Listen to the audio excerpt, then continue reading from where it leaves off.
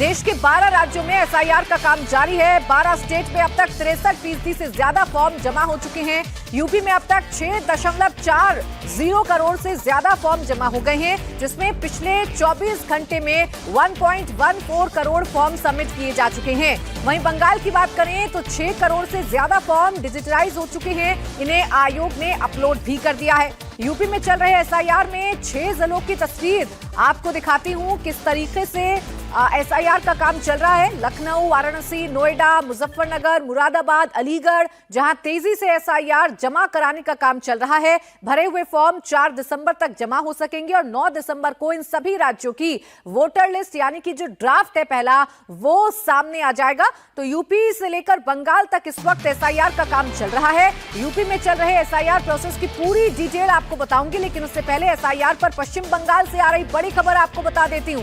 चुनाव आयोग के मुताबिक पश्चिम बंगाल में 26 लाख वोटर्स ऐसे हैं जिनके नाम साल 2002 के इलेक्टोरल रोल से मैच नहीं करते हैं। मौजूदा मतदाता सूची में लगभग 26 लाख मतदाताओं के नाम साल 2002 की वोटर लिस्ट से मेल नहीं खा रहे हैं। ये अंतर तब सामने आया जब बंगाल की नई मतदाता सूची की तुलना 2002 से 2006 के बीच तैयार की गई वोटर लिस्ट से की गई।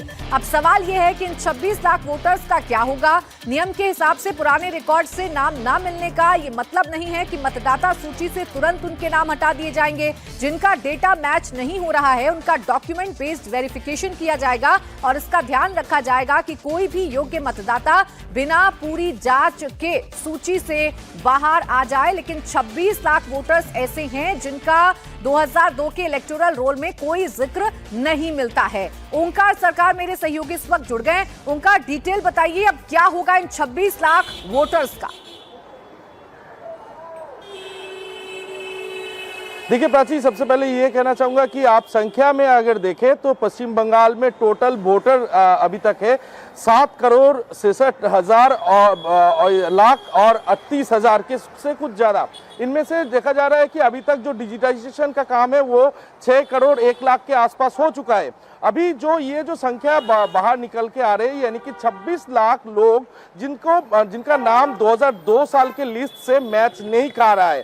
तो इसी को जिक्र करते हुए इलेक्शन कमीशन के सूत्र के अनुसार जो खबर मिल पा रही है हमें कि 26 लाख लोगों की नाम अभी तक मैपिंग में नहीं आ पा रहा है। उनमें से कई सारे नए वोटर भी है जिनका नाम 2002 साल के लिस्ट में, जिनका पिता या फिर माता का नाम 2002 साल के लिस्ट में रहना चाहिए, लेकिन उनका नाम अभी तक मेल नहीं खा पा रही है। तो इसको लेकर सियासी जंग भी शुरू हो चुका है बंगाल में। जैसे कि लगातार बीजेपी की तरफ से यह आरोप लगाया जा रहा है कि बंगाल में काफी सारे घुसपैठिया है। तो क्या ये 26 लाख लोगों में से इनका क्या होगा भविष्य, क्योंकि इनको सभी को अपना जो डॉक्यूमेंट्स है वो डॉक्यूमेंट्स फिर से सबमिट करना पड़ेगा और उनको प्रूफ करना पड़ेगा कि वो भारतीय नागरिक है। तो फिलहाल के लिए जो खबर सामने आ रही है ये है कि 7 करोड़